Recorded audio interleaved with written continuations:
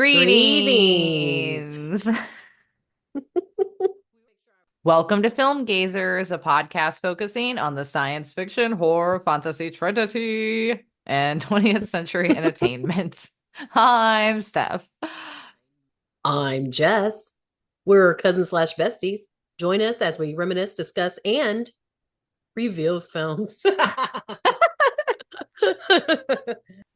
Review films from our childhood. You did it. I did it. Good enough. All right, everyone. Welcome to Big Back November. Meowdy. Meowdy. I wish I could say that it's a good one, but we're recording this the Literal what? day after. Yeah, election day, and we're Floridians, so needless to say, we are incredibly disappointed We're disappointed in you, Florida. in Florida, in the country. Yeah. I'm disappointed in all of you. Yeah, Yeah, I'm and white women, and specifically disappointed in you the most. Um, and women in general, because this should have been a win for us. it's something like I I feel mean, like as a woman and there's a woman on the docket, you probably should vote for the woman. compared to the, convicted felon and rapist, yeah, absolutely. Yeah. I, Especially that. But in general, I, I as a can woman, get behind the, like not all like I wouldn't support, like some crazy lady who's talking about just anything like Nazis. she'd have to Uh, be real bad for me not to support her. Um, You're like, this is have to my be line in real the bad. sand. Yeah. Right. Nazi. Okay, I won't vote for her, but what else you got? Cringy Kamala. I know we're not really a political podcast in any way, but I mean, we're 3 years in, and I feel like most of our views, if not stated explicitly, we're still always implied. So if you don't like that, you can go fuck yourself. And we don't care if you listen to us or not because we make no money doing Because this. we don't get paid anyway. We can't be bought, assholes. Exactly. Needed that catharsis. I know. And I'm gonna leave some of that shit in. I don't care. You leave it Trust and all in. believe. Anyways, after we can laugh about the fall of our country. Country. Welcome to Big Back November, where everything's Hmm. about food. And That we're gonna come need some Yeah, comfort food. exactly. Exactly. Of course, we're starting today with Simply Irresistible, and then we will be going into Eat, Pray, Love Hmm. to round out the month of November with a little Thanksgiving inspiration. And do you want to announce officially the Christmas theme that we have been teasing? I think we're ready. I think we're ready. I think I we think we need need a some little good perk. news. We Yeah. need a little perk.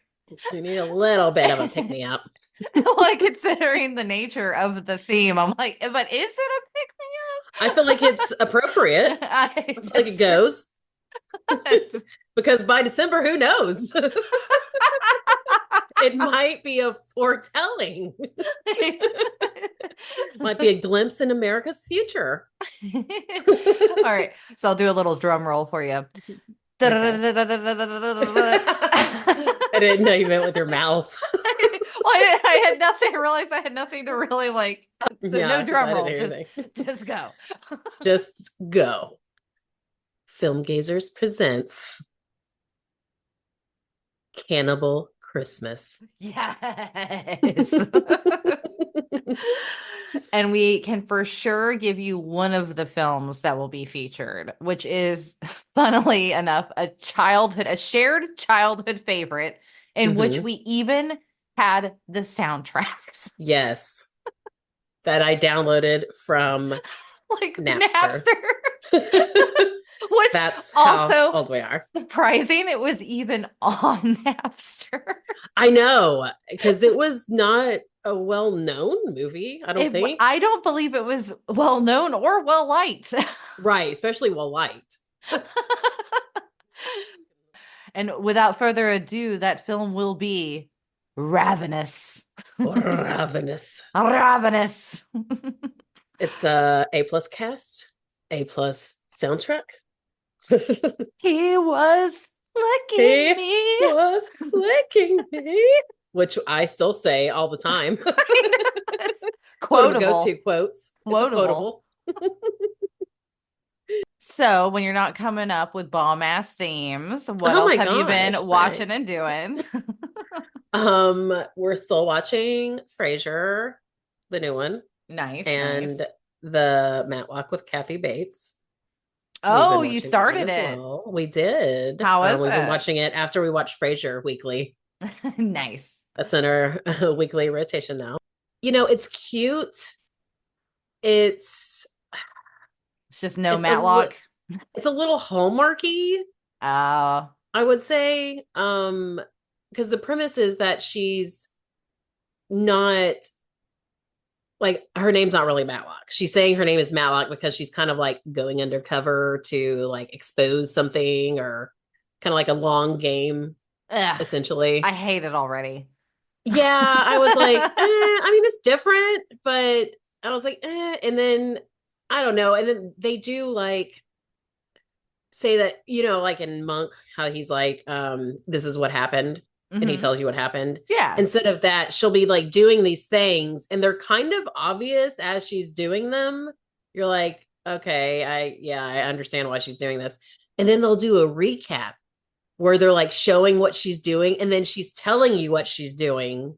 And I'm like, God, we got it. Like it was literally like 5 minutes ago. Yeah, I got it. You don't have to Well, break it I mean, down. obviously we're just a country full of dum-dums.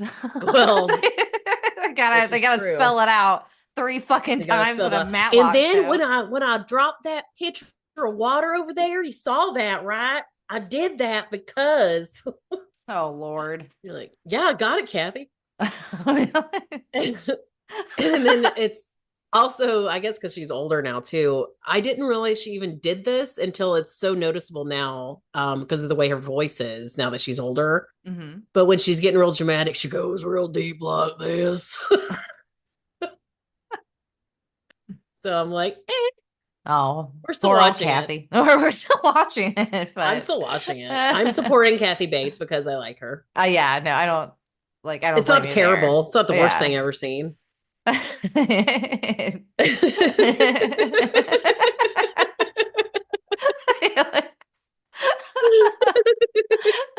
I feel like that's me when I talk about Discovery of Witches, where I'm Yeah. like saying all these bad things about it. I I'm don't loathe it. but I don't hate it, but I just don't really enjoy it. But I I'm don't already hate it. I don't like committed. it, but I don't hate it.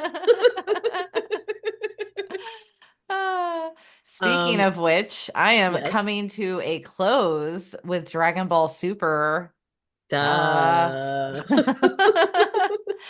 and I'm getting real upset about it. So I know. Now what? I've been taking a little break. So I haven't finished it yet. And I was like, we Savor need it. to, yeah, because I want to savor it. I need to savor every last minute Every because morsel. I am going to go back. I did this completely ass backwards, probably, but I mean, that most fans would be like, what the hell are you doing? But I watched Dragon Ball You're like, but Z. it's me. Yeah, it's me, Stephanie. That's what I I like to do things backwards. do. Because I did Dragon Ball Z and then I've done Dragon Ball Super. And then now I'm going to go and do Dragon Ball, the original. And then when I'm done with that, I think I'm going to watch the one called GT that like everyone hates, I guess. But I'm like, I'll watch it. It seems like it was supposed to be almost like they were trying to make it like a comedy Muppet Babies, sitcom right? almost. No, Oh, that's the okay. new one. That's the new Okay. one called Daima. And that one New. I am looking forward to giving a shot to. But see, the thing is, Andrew he grew up watching it like on Toonami and stuff like that. So when I started Dragon Ball Z, he had me start it's the only anime I've ever watched dubbed. Usually Hmm. I watch all subtitles. And I'm not like, oh, if you it's not anime if you don't watch the without the like I'm not trying to be pompous. Like I just You're not a prefer it. gatekeeper. Just because I do like to see any show in its original language. I I think, do too. that's Yeah. what's fun with you get to the actors or things like that. Also, because it very much bothers me when the subtitles don't match what they're saying. Oh, I don't like that yeah. at all. That's I'm like, funny. that's not what he said. He didn't say good, he said fine. Not the same. Oh, that's funny. But no, so I watched well, I'm talking about in the Japanese though too. Mhm. Um and the voice actors are so different. So I'm used to the American like dub voice actors, and it is to me like what Dragon Ball is. And honestly, it is the best dub I've ever heard too. Like the voice actors are very good. But they're Um American still? yeah, they're English Yeah. speaker, yeah, for the dub versions. So Diama or whatever is the new one. So it doesn't have the dubbed versions yet, like the English voice Right, right. actors and stuff. And I don't even know if they'll keep exactly the same ones because they're supposed to have been turned into children. So yeah, so I'm a Mm. little like, I'm gonna wait and see if the dub comes out just because I've been watching it for this long already. You're like, I can't start something new now. Right. And so, yeah, to drag that out, I've been watching The Ultimate Fighter with Andrew.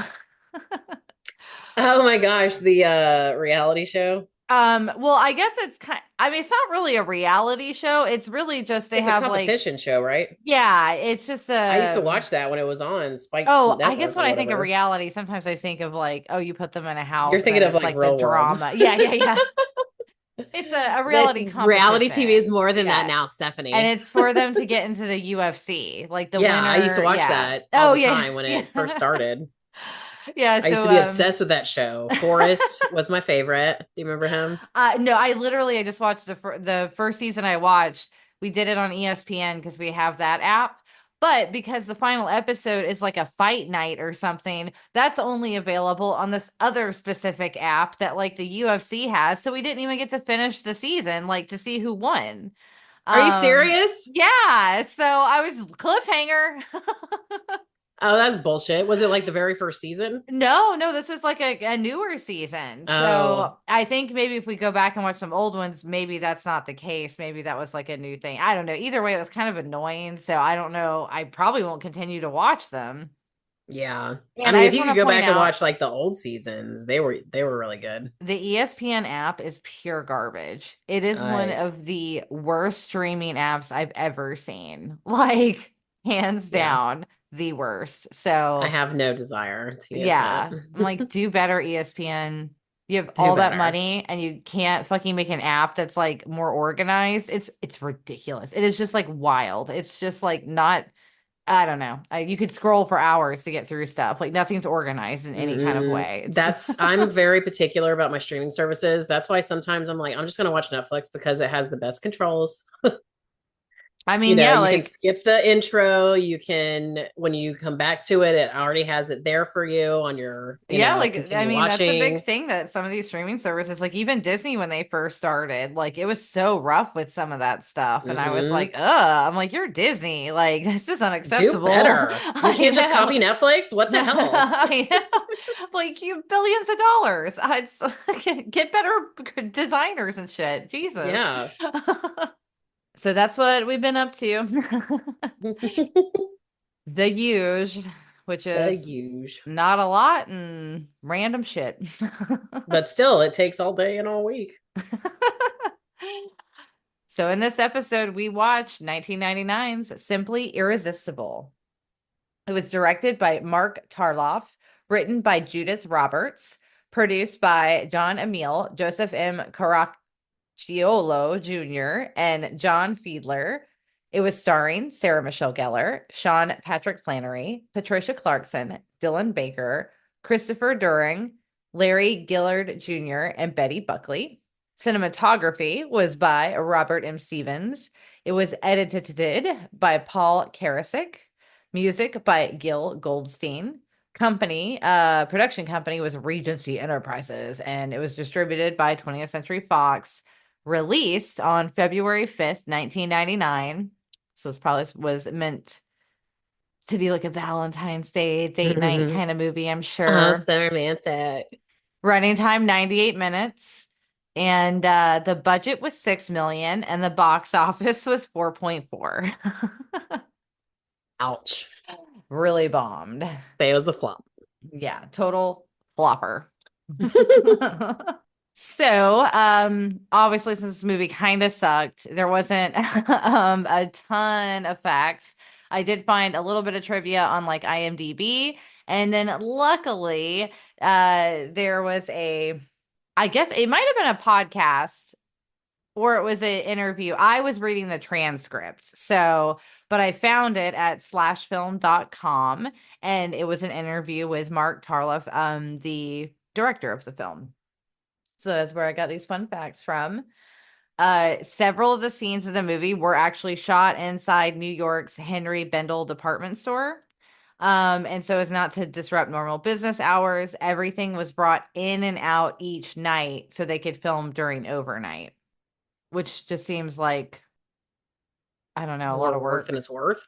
Yeah, because I mean, that department store looked like a set. Sarah Michelle Gellar has stated that this is one of her least favorite films she had been in. The original title was Vanilla Fog. Um, Vanilla fog, yeah, Vanilla Fog, like Vanilla Sky, but different. but fog. Magic fog that comes out of a puff pastry. And so as I started, I'm glad I was able to find these facts because it makes way more sense now. So get this. The movie, you mean? Yes, yeah, like Okay. the vibe kind of the movie because like I felt like this movie did have potential. Like to be really whimsical and like Cute. enchanting Yeah. and cute and it didn't have to be grounded in reality necessarily. Uh Would have been but totally fine with that. yeah, so it was supposed to originally be a middle-aged woman, and it had to be completely like kind of redone in a way because the studio insisted that Sarah Michelle Gellar be the lead. And she was 20 Okay. years old at the time. Oh, 20. Like, damn. yeah, she was super fucking young. Because like basically the director in this interviews that I found, he said like his idea was basically he had wanted to do a film. By the way, he had been helping produce a lot of films before. He was involved in Stephen King's Christine, I believe, and he also was Hmm. involved with getting like I think the rights of like Willy Wonka. Oh, damn. like yeah, so like he had an experience in the industry from a production side. Hmm. But he eventually wanted to kind of do his own thing. And he had this kind of idea, I guess, with this idea of basically Einstein and the theory of relativity and that, how we perceive time and everything. And he believes that the way wine and food can slow down and speed up time, like depending on your experience and everything. That's kind of what was the inspiration a little bit. And Okay. his I can wife dig it. actually, yeah, and his wife actually wrote the script.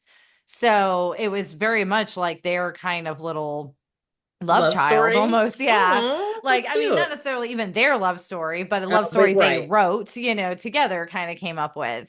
And so yeah, he's quoted as saying, "Yes, my wife had wrote the script and I cooked up the story with Judy, and it was strange to be sure.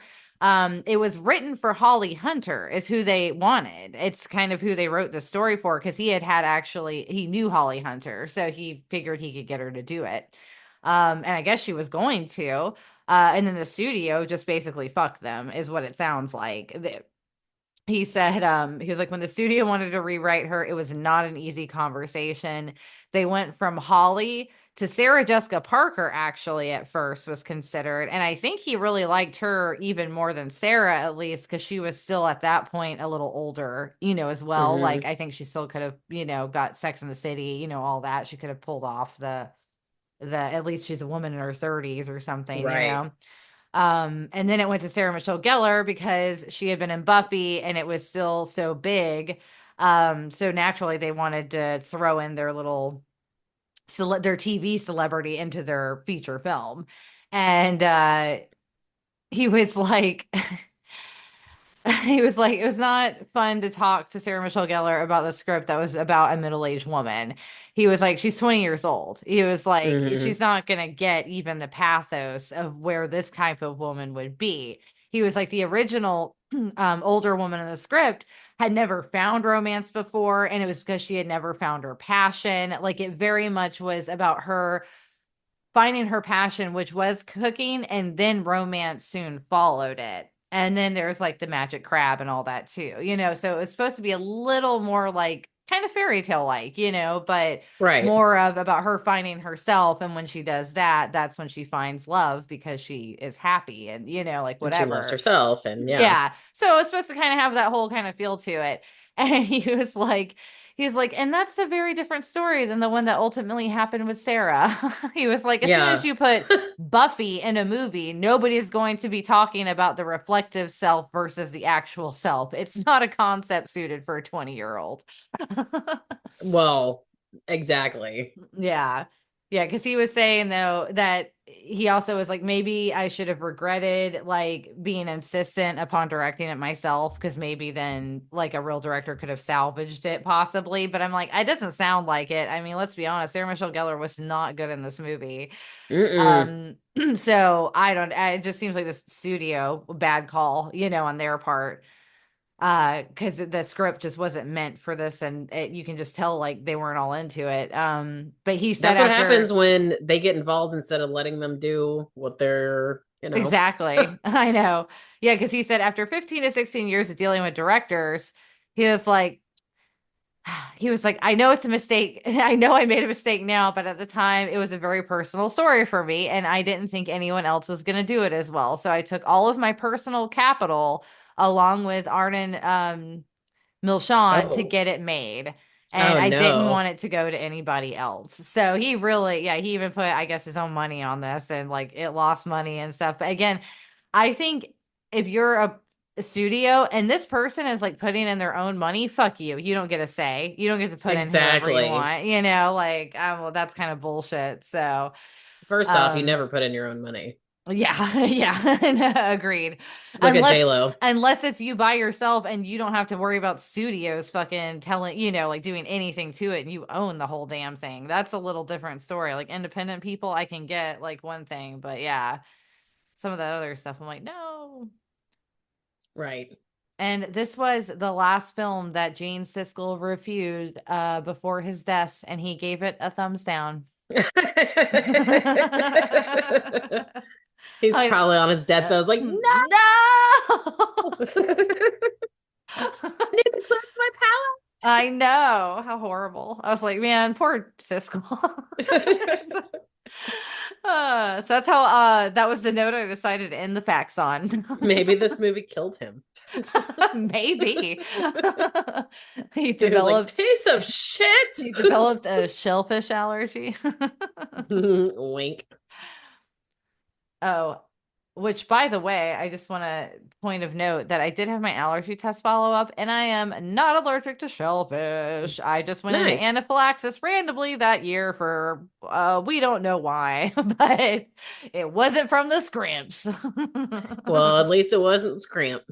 You're like, now I can just be paranoid about it for anything. Anytime I eat something. Yay. I mean, as an allergy like sufferer for since early You're like, childhood. what's new? What's new? I'm It's either fine. throwing up or hives or my throat closing up. It's going to be one of the three. It's fine. I can live through it. I got an EpiPen now.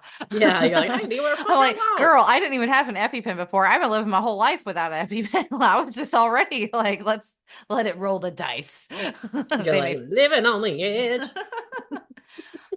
Anyways, Jess is gonna take it away with that you googled summary.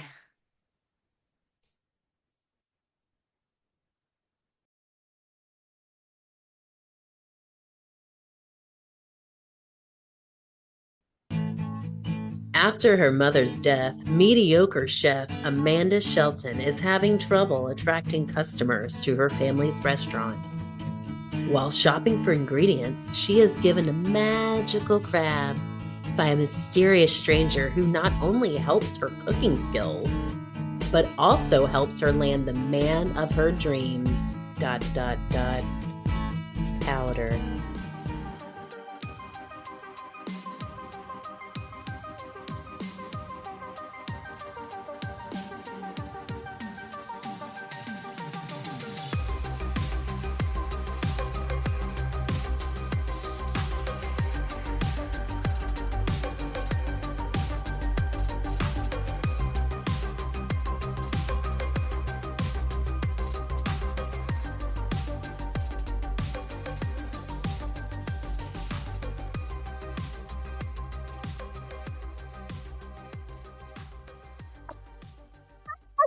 I always forget that's him.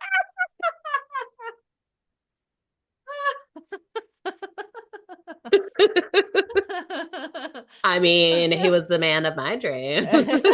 Yeah, he was. Uh, so, neither one of us has any recollections of ever seeing this film specifically before. While I was watching it, I felt like some of it felt a little familiar, but I couldn't like remember anything specific. The vanilla So, fog definitely felt familiar when they were like cutting yeah. into it. And when like I think one of the scenes in the kitchen where I was like, I do feel like I've maybe seen this before. Or But maybe I just saw like the preview oh, or like the possibly. trailer. I mean, I kind of forget sometimes when I'm like, oh yeah, like when we watched a lot of VHS tapes, there was always a bunch of trailers before, and I would watch them Mm-hmm. a lot of the time. Like I wouldn't fast Because it forward was through them. sometimes it's easier than just fast forwarding it back then Yeah. And then you're like, because oh, you I'll didn't get have to my stand in front of the stuff ready. TV. And yeah, like, Exactly. And you know which preview, how close you're getting to the actual movie. exactly. When you've seen You're it like, so many Land times. Before Time 10 is on. I better hurry up. Oh my God. So specific. I specifically remember, like, I think it was like a Gain commercial that was like on before one of the kids. I think it might have been Beethoven. Beethoven, yes.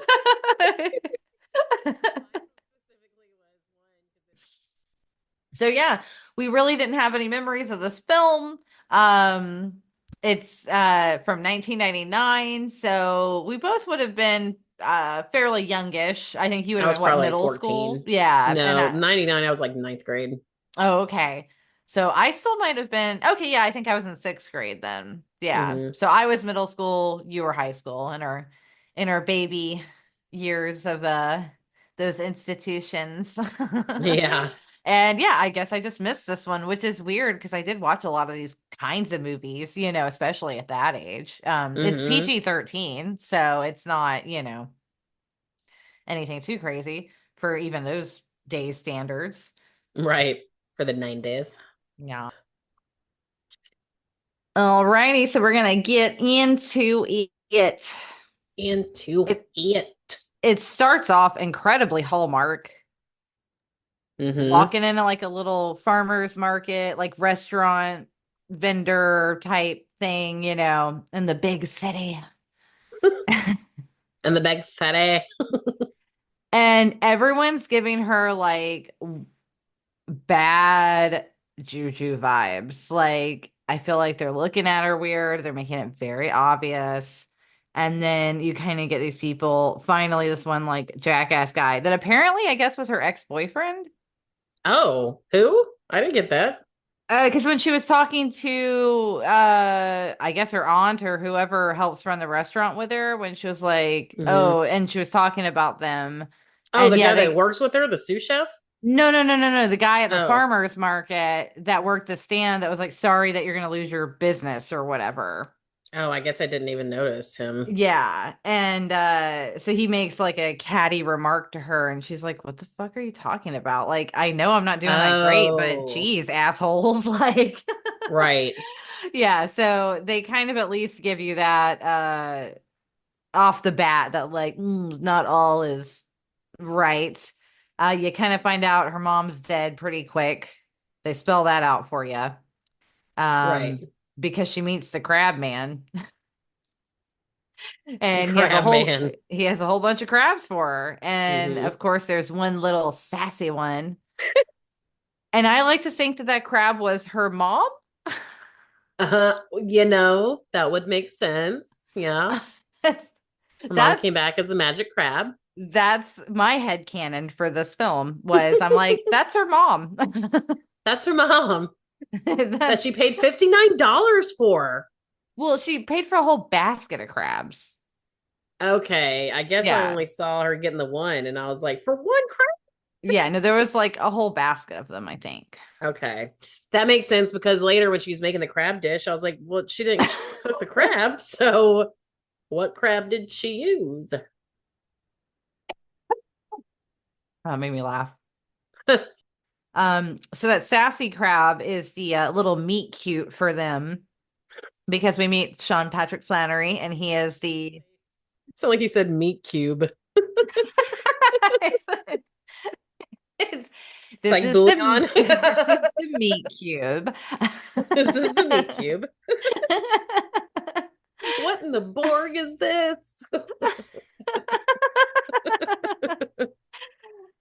It's like meat wad, but it's the Borg version.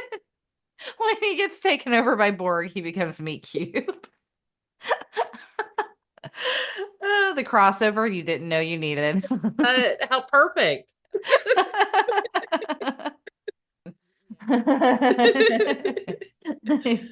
Oh my God. I'm gonna have to draw that up now.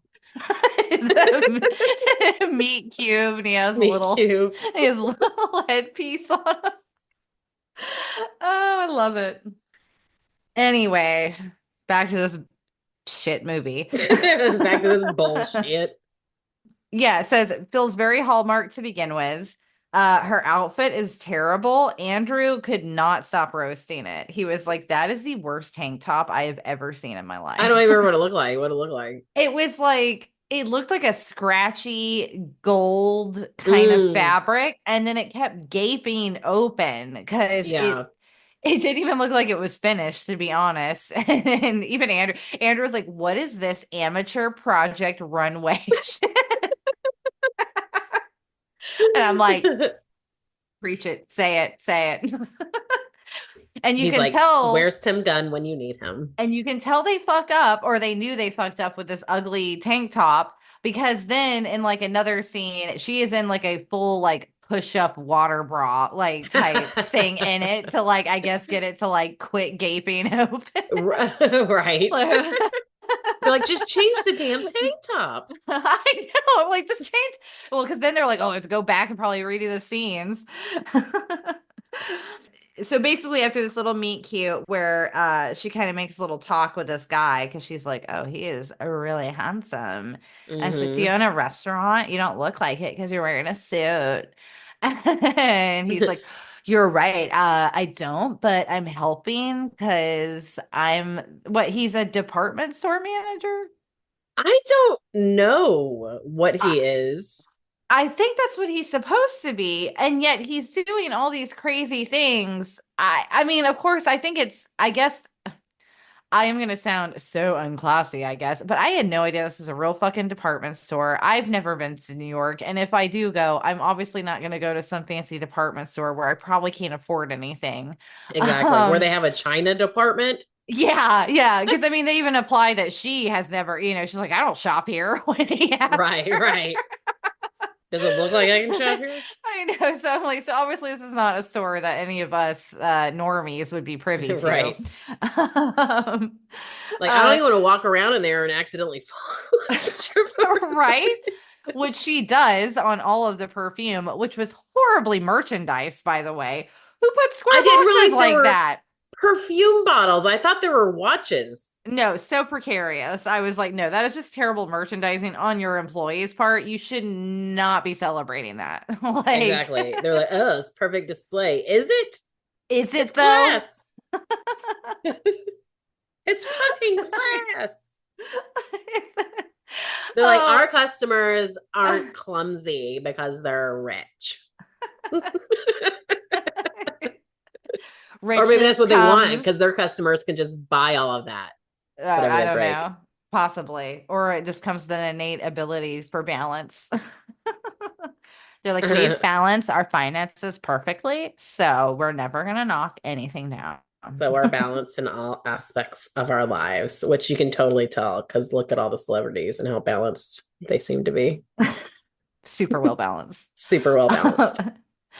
Anyway, what brought her to this department store later was because, again, she had met this guy, and then she was even like, oh, I have a restaurant, kind of thing. Yada yada, and they go their separate ways. She takes her magic crab back to the restaurant with her, and this crab is just doing its thing. It's hanging out on like shelves Living and its best counters, life. living its best life. Because hello, it's the mom. That's why it knows its way around the kitchen so well. And I like it yeah, right? That does make sense. But how does she know it's magic? How does she know it's the crab? She She's like, doesn't oh, know, because I it don't climbed up think. there. Well, she never tries to kill it, and then she like puts it on a little, makes it a little lettuce bed. Well, and also I would assume a crab would eventually die not being in any water. So maybe that's how she's like, well, this crab still ain't dead, so it must be magic. Maybe it's gotta be this crab. Why it can suddenly cook so good? Um, but again, I could care. I like the idea of the magical crab. Yeah, That is that's what brought fine. me into this movie. So like I'm okay even with her suspending her disbelief or like being like, I don't know what's going on, which they do kind of show a little bit, but it's still kind of more towards the end. And then all you get is basically she has the crab there and she starts making food, and then the serendipity Mr. Crab guy gets Sean Patrick Flannery to basically be dropped off by her restaurant. Hmm. And then he's like, oh, I know that, like, I met that girl earlier. And he's going there with his girlfriend that you Amanda get. Pete. Yes, and they give you a ton of like, instead of kind of building the character development, they really just tell it to you and then they show it to you. Which is also kind of weird. Uh Hmm. because yeah, he's basically like, "Oh, I'm a bachelor guy and I don't date women for very long and this girl's already trying to combine calendars with me." We're And sharing cyberspace. yes, and he is not about it. So he's taking her out to eat to break up with her. And so it just happens to be at Sarah Michelle Gellar's restaurant. As soon Southern as she, Cross. Wasn't that the name of yeah, it? yeah, it was. Weird. And it's the day of the magic crab. And she is really getting into talking about this guy to her, yes, sous chef. And this is where she's putting a lot of emotion into her cooking and doesn't realize it because she's so distracted. So she starts talking shit kind of about Amanda Pete's character, but in like a because her coworker is kind of a dick to her. He's like, "Oh, you're not perfect and you can't look like her," and blah blah blah blah blah. Like Yeah, he's yeah, like yeah, yeah. he seems so unsupportive in the beginning to where I'm like, I automatically don't like her support network. Like, Hmm. nope, have no connection there. He was just a dick to her the whole time. So she's like beating this girl's chicken and kind of talking shit a little bit like, oh, well, she's so perfect and she has perfect hair and perfect this, and where she's hopefully maybe too perfect for him or whatever. And then when she's making his crab dish that she had described at the market, she's saying like, "Oh, I just want things to be succulent and blah blah blah and delicious and like," but it's like weirdly sexual for no reason because Yeah, she's like talking to the sous chef, right. like I don't know, it felt weird.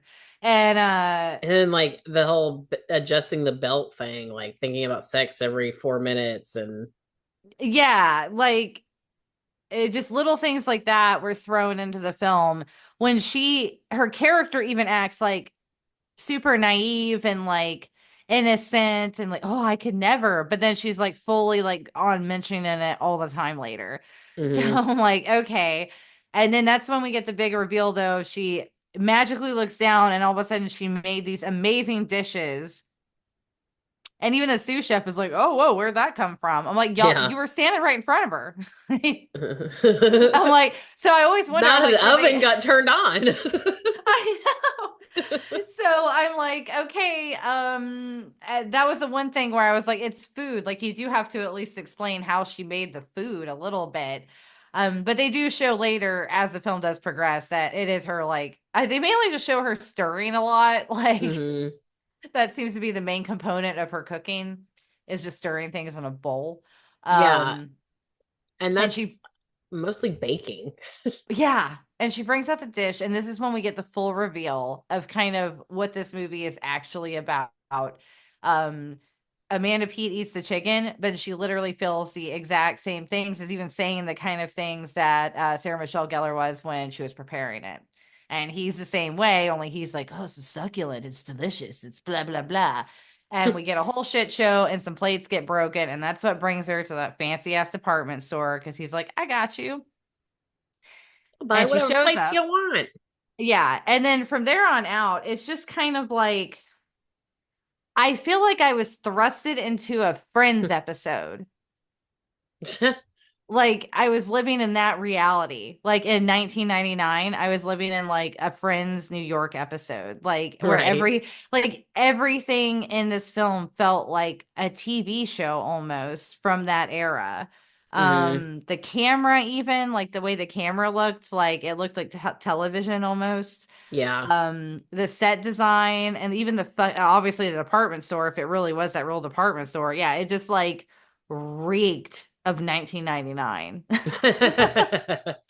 You're like, and not in a good way. Yeah, and not in a good way. The one thing I liked the most was when they show her bedroom or whatever, her like little apartment that's above the restaurant. Her Right. room was adorable. Like Hmm. it was the perfect like late 90s, like really ultra feminine like girl bedroom. Yeah. And I did like that. You're like, I did like her bedroom. And then she looked so pretty in this movie, I thought. Yeah, she was very cute. And like I said, we've even talked about, because I talked about how I thought she was the best person, and I know what you did last summer. Like But I not this so movie. but not this one. No, yeah, that's what I'm saying. I was like, she was bad in it. I feel like even Sean Patrick Flannery was bad. Like, and I we mean, know I he's a felt like he pretty did the decent best he could with actor. the material. Yeah, and just And he was cute. His hair was stupid, and I didn't like his haircut. he was fine. I don't know. I felt like he was a little bit of a toothpick. Toothpick. Like big head and like a tiny body in this one. Yeah, his suit It was might have like just been the super suits. baggy. Yeah, that's probably what it was that stylist suit. It just looked Yeah, it made him it look it super was, yeah, skinny. it was styled weird. And I'll be Yeah. honest, I didn't like a lot of her wardrobe in this film either. Um it was a little too it just clashed a lot. That was the 90s, yeah. Yeah, I mean, yeah, and I do know that was kind of the trend too. So I'm like, I can't judge it too harshly, but it just wasn't the things that I kind of preferred. Like when she's like, Uh, which dress? This one? And he like puts his hand in his pocket or something. She's like, really? yeah, I'm like, You're touching your dick thinking about me? I'm so flattered. Oh, I do want to point out that the woman who played the assistant to the big dog, Patricia Clarkson is the actress's name. Hmm. She was the best actress in this film. Like she was Yeah. the only one who came off with ease, and like she really was that person. You know what I Hmm. mean? Like everyone else felt like they were put in the role. Right. I liked her little side story with Jonathan. Yeah. It's funny because I knew her from somewhere, and I was like, I obviously she's been in a lot, but it was Easy A. That's what I was placing her from. Ah, She was I'm the trying to mother. see right now what she was in. She's been in quite a bit. She's been in a lot, yeah. The Green Mile, Oh Shutter yeah, the Green Shutter Mile. Island. Hmm.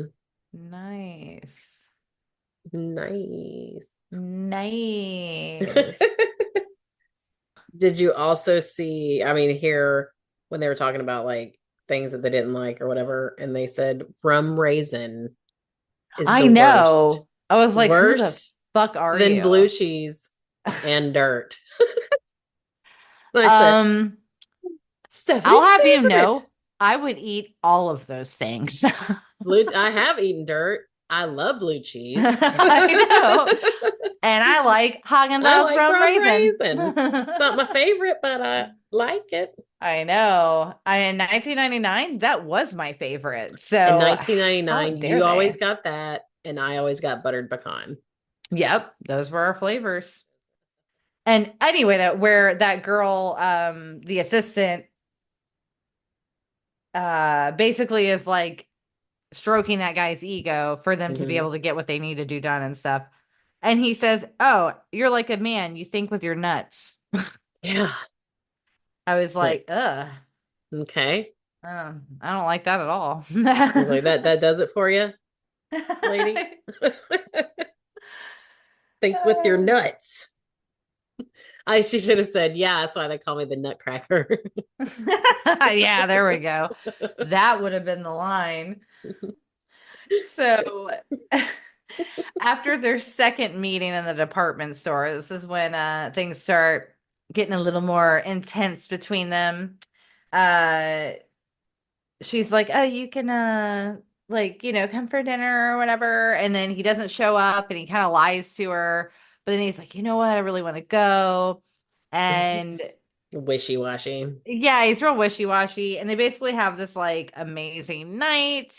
And I mean, I feel like they do it in the kitchen, right? Like, is That's that what what was that was my implied? assumption. But then Yeah. they're like, we kissed in the kitchen and there was fog. And yeah, she's basically making desserts. And then like magic vanilla fog happens. And he goes like mad for these eclairs, these like caramel eclairs and stuff. And everyone's just like basically orgasming over her food all the time. And the scene where though they're the vanilla fog, and he's just like, "Oh, you taste so good." Oh, and he's like, just like, I don't know. I just, Like, like sucking on her fingers. yeah, and I just felt like they didn't have any chemistry. Yes, that's exactly what it was. Yeah. Everything felt awkward, and like I said, the way she played the character, it felt like she was supposed to be this like almost like a child, like, She just seemed oh, morose, yeah, kind of, through the whole morose thing. and yeah, and like naive, and then And a child. Yeah. She seemed very much yeah. like a child. And he was like a grown man, met like head of this department store. It seemed weird. Yeah, yeah, I agree. And that was when, as I'm watching it though, I'm like, oh, so she's just a kitchen witch. And Kitchen then witch, right. and then later, they at least do show a little character development, or I guess even have like, because there isn't necessarily a villain, in this movie. And in a lot of rom-coms, there's usually someone standing, in the couple's way or something. Right. But in this case, it's just himself. Because again, he's the chronic bachelor, and now he's Right. like, He's got a flow chart. yeah, he's got flow charts. He's obsessed with paper airplanes. Which also it's like they try to give them like, oh, they have their little quirky interests, Hmm. but then somehow she knows like every single thing about what he's interested in. I guess that maybe is why it's supposed to be like, oh, they were meant for each other because she knows about his weird things that he's into as I well or like paper whatever. airplanes too. Yeah, she's like, oh, I remember everything about blah blah blah blah. So yeah, it gets to the point where he's just the villain in that he feels, but I mean, can you kind of blame him? Because if this were like, let's take it at face value of what it was, it would be he's feeling like he has lost his free will, Right. And his So, mind. and his mind. Yeah. I mean, he literally leaves like a whole like big finance meeting with like these people that are supposed to be Twice. funding this restaurant twice to go fucking scarf down some eclairs that Right. he And have an one that he orgasm with steals his with his his assistant, assistant. who is also wanting to scarf down the eclairs now. Yeah. And they're both like undulating on the couch when they walk in. I know. Like this guy, every time his boss walks in, he looks like the laziest piece of shit. Yeah. So I'm like, how have they not fired you already? That was the 90s. It was the 90s. People just did what they wanted at Do work. what the fuck they wanted. So yeah, it's just super weird. Like the two leads are just like I said, don't work together. Lackluster. Yeah, very lackluster. And then And I was confused on the scene where they were dancing in the new restaurant. I guess that was supposed to be. yeah, Was because that just a like group imagining? Did they I actually dance? I feel like it's supposed to be more of, yeah, like the magic of the moment. And in that moment, they were They taken were, away. Yeah, to yeah, but like, they they were didn't doing actually it. dance. But then they both talk about, and this is where this movie kind of, I feel like, ruins the whimsy a little bit. To me, they just shouldn't have been fully acknowledging it. Yeah. You know what I mean? Like, to me, when movies have this kind of like magical qualities to them, they aren't like head on, like questioned, you Hmm. know? And What this happened with one, that crab? yeah, and like this one did that because like, he keeps saying like, oh, the fog and the magic fog and the dance and we dance and was there a band there? Did you see a band? I saw a band too. And then when they float on the ceiling and they made it like quite literal, but even when the director was kind of talking, about his whole kind of inspiration and with this film, it felt like I believe there was even a in the interview he said something like, "Well, it wasn't supposed to be literal." I'm like, "Yeah, but then you make him scared because he literally was on the ceiling." Right. Or I think it was I guess it really was supposed to mean that that's just how he felt. And then but in the moment they're showing her talking to him or this or that like that he is floating too. So that's where it is. It's kind of like I can suspend my disbelief, but you're just confusing me as the audience. Like, Hmm. and maybe that's why it didn't do so well because, and like he said too, it's hard to for a 20-year-old to really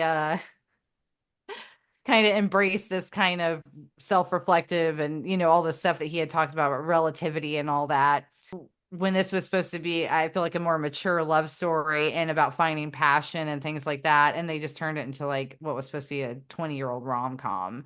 Right. Um, You're like, it's so, almost teeny bopper, but not, not, but yeah. And not. then exactly, it's like, oh, it's almost kind of magical, almost like Chocolat was, Hmm. like That's the kind of vibe I got that it was I, trying to be. and I would have loved that if it could have pulled off like that kind of play a little bit with the magic, quote unquote. But it's really more of, oh, is it just kind of how they feel? It's not real magic necessarily, Because then the dance scene was like super charming, I thought. Like she could mhm. dance really well.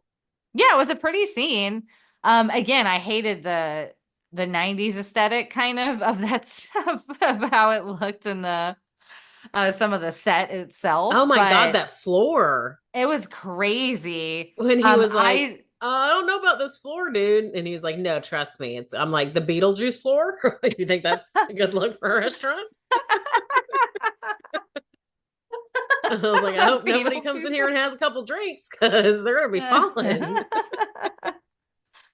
Ah, and so and the another subplot running with I don't even remember what was the love interest name. I didn't write it down, so I don't know. I don't know either. Did they even say his name? Hang on, let me look at that. Let me pull up the list again. The Tom. cast. His name's Tom. Oh, Tom Bartlett. That's right. Okay. No, I didn't remember that at all. And what was her name? Amanda. Okay. Tom Bartlett. Tom Bartlett. A Um, department store manager slash restaurateur. Good for him, I guess. I mean, that's just sounds like that's not a thing.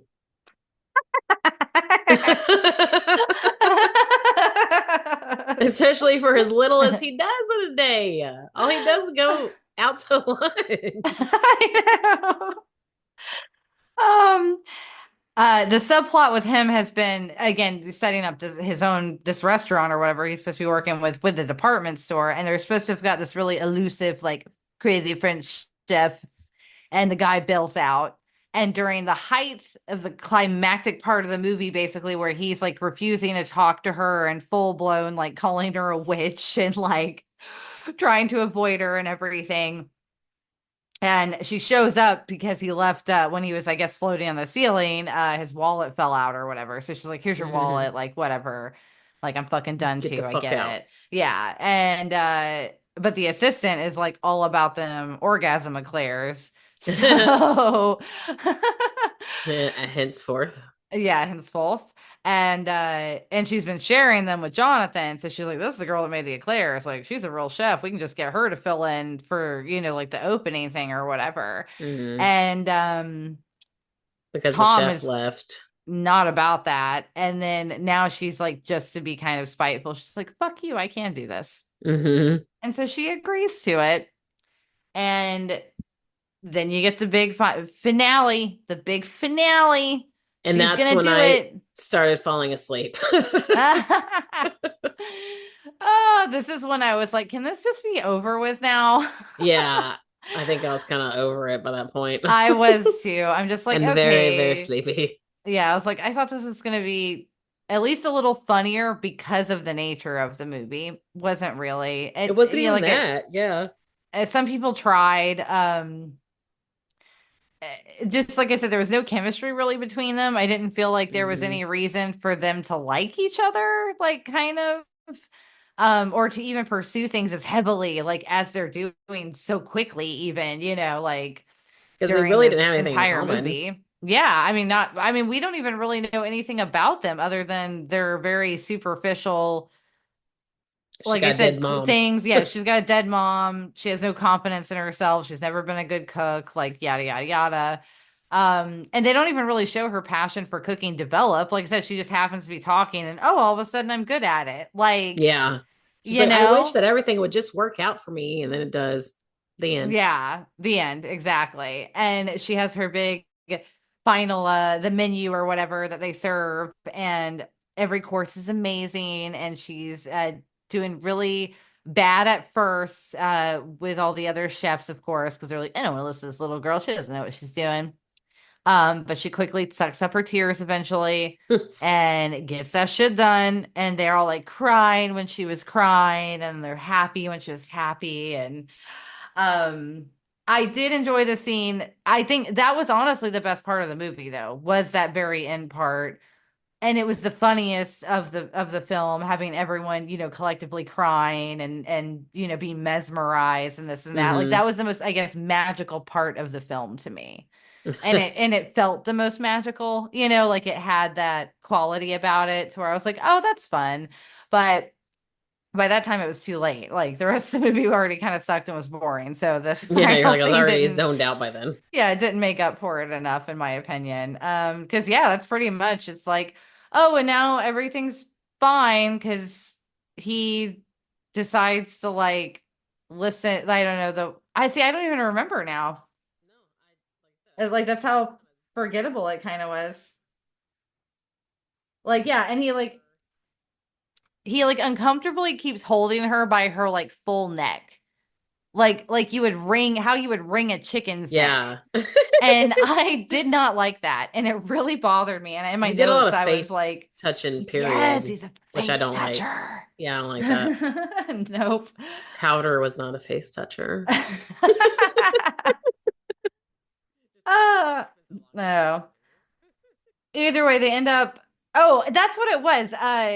Because she basically finishes the service by the time they get to dessert and everything, and she's just like jetting out of there. It was a really weird cut and everything. That's why it was so hard to remember, honestly. Mm. She just abruptly leaves. It's a super weird transition, and then they did a whole flashback of montages of everything you just saw, because Hmm. because sure What is that's this, needed. Matlock? Yeah. Um.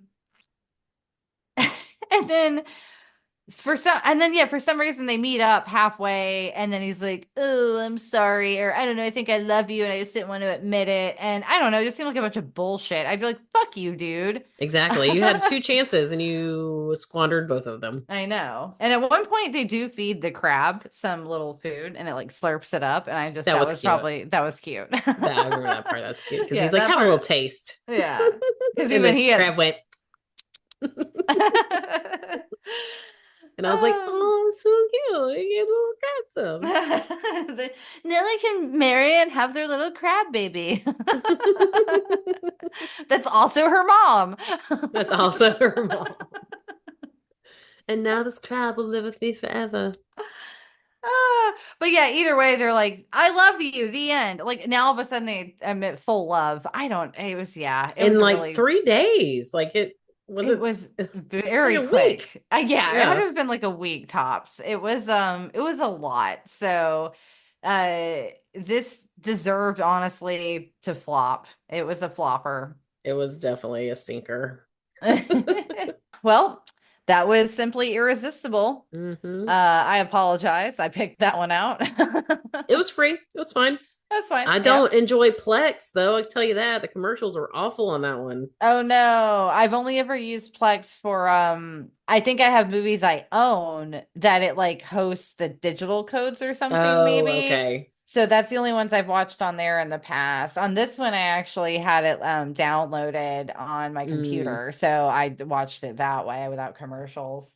yeah, commercials were. It was terrible. Oh no.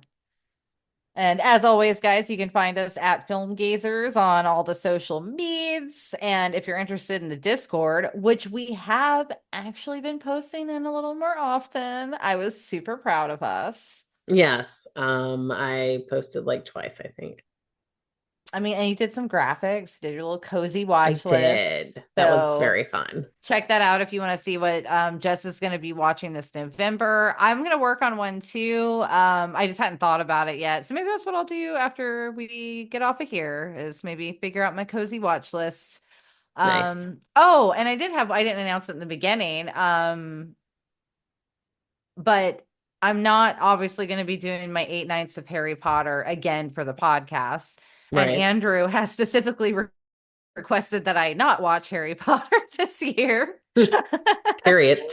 As he's like, all eight of them are a little rough for me. I couldn't do it yearly. I was like, well, let's why I try to do it like every other year. So so this year I thought it would be fun. I'm going to do December mini-sodes for the Twilight trilogy. I have never seen them before. Hmm. I think that might be fun. If you want to participate with me as someone who has seen them, Oh, I I think would that love might to. be a fun. Yeah, so let's do that. I think that'll be a fun mini series that we could do together. Hmm. You're someone who's read the books, knows the movies, you're super familiar with all the little references and stuff. So now I'm gonna watch them and maybe I'll get the egg word meme now.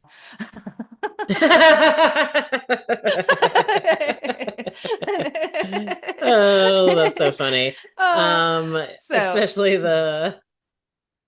you'll get the tit soak one too. oh, looking forward to that. Um, It's an so acronym. if you want to, oh, okay. I was like, oh. But yeah, so you guys can join us in on the fun that will be on the Discord when we're probably getting into that anyway. And then of course we'll release the mini series. And that is the Film Gazers podcast community, I believe is the name of us that you could search on there. I believe. I believe. I believe I can fly. But that's all of our follow-up info, I believe. I believe. And with that, it's time to hit the dusty trail. Until next time. Later, Later, taters. taters.